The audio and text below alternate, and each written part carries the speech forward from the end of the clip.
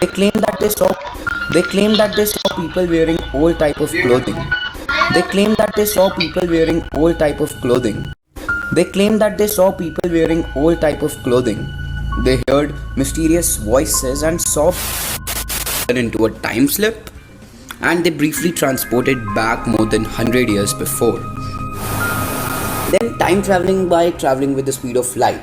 This was shown in Superman.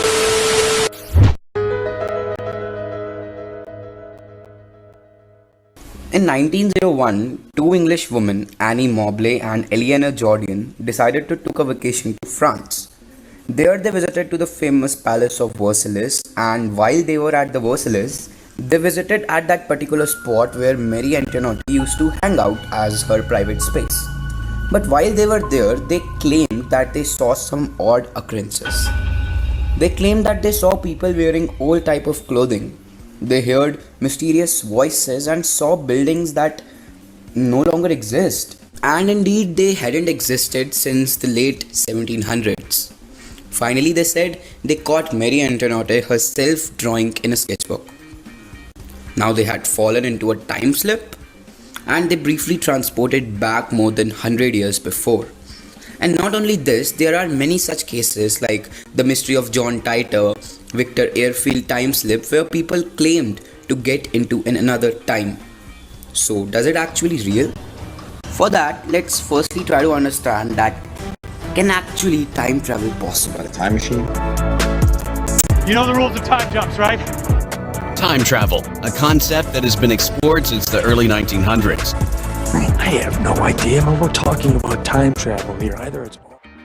So we all in our childhood had grown up watching these types of movies where time traveling is a well-known concept.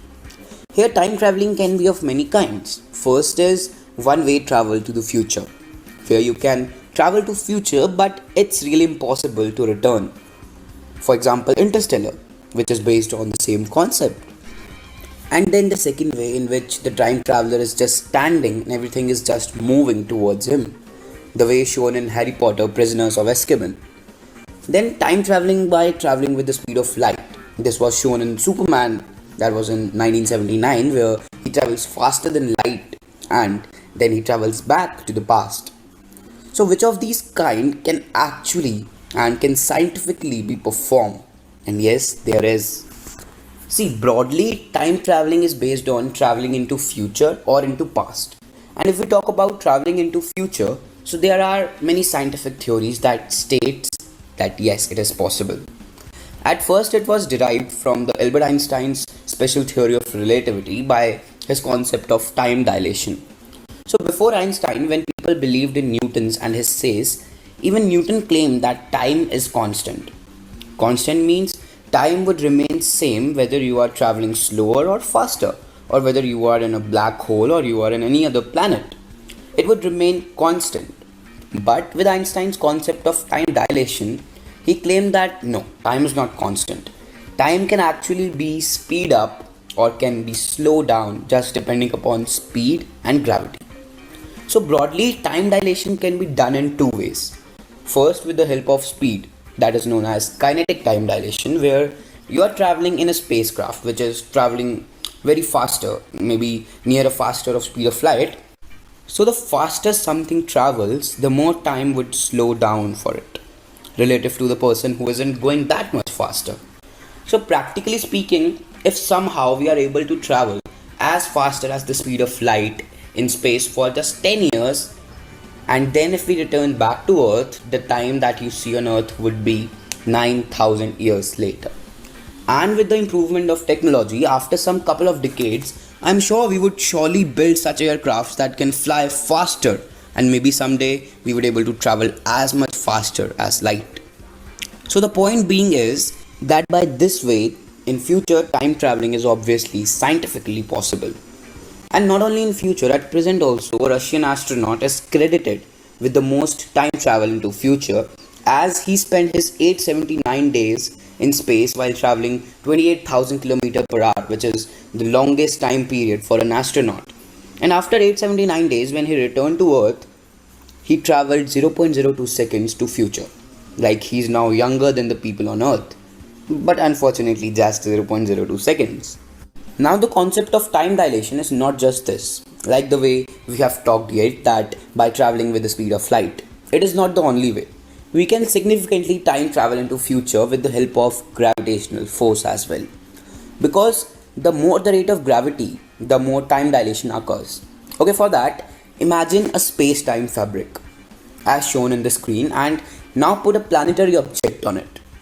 And the more heavier the planetary object would be, the more the fabric folds toward downside, and the more it folds, it would form a curve.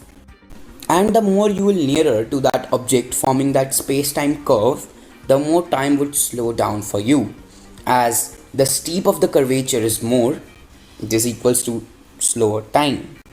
And if you spend some time near black holes, as they are the only known object to form maximum space-time curvature, so the time would pass slower. For example, if you spend an hour near a black hole, it can approximately be about 7 years relative to the people who are not there. But here is an exception, that it's not yet confirmed that someone can survive being that much closer to a black hole.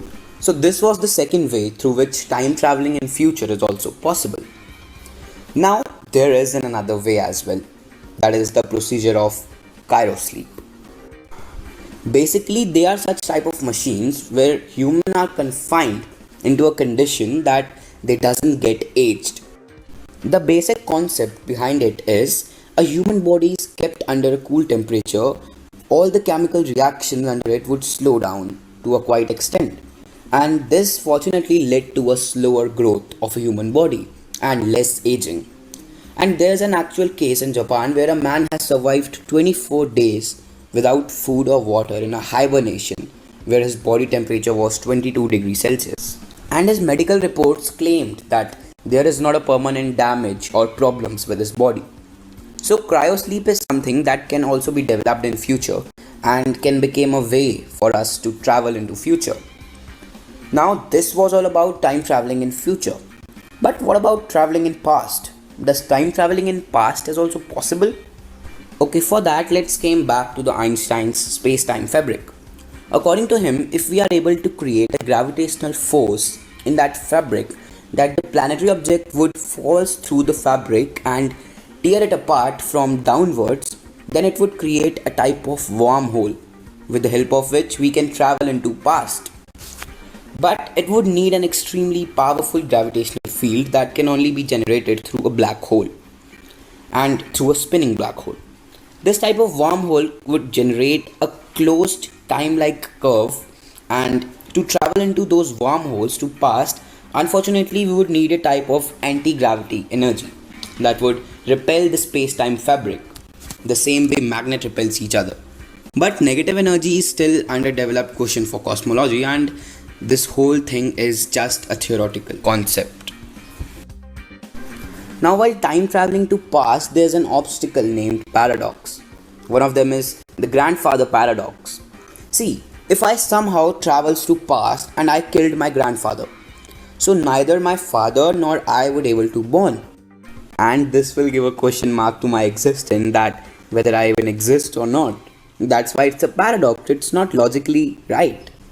To solve this, there's a concept of multiverse that says that what happened once was in one universe, but when you travel back into time and change something, then it would create a new universe with a new timeline.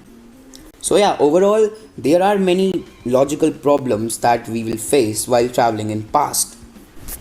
So by these obstacles, maybe time traveling in past will never possible, but one thing is obvious, that time traveling in future is possible, and it would more probable even in a future generation. So in this sense, yes, time traveling exists.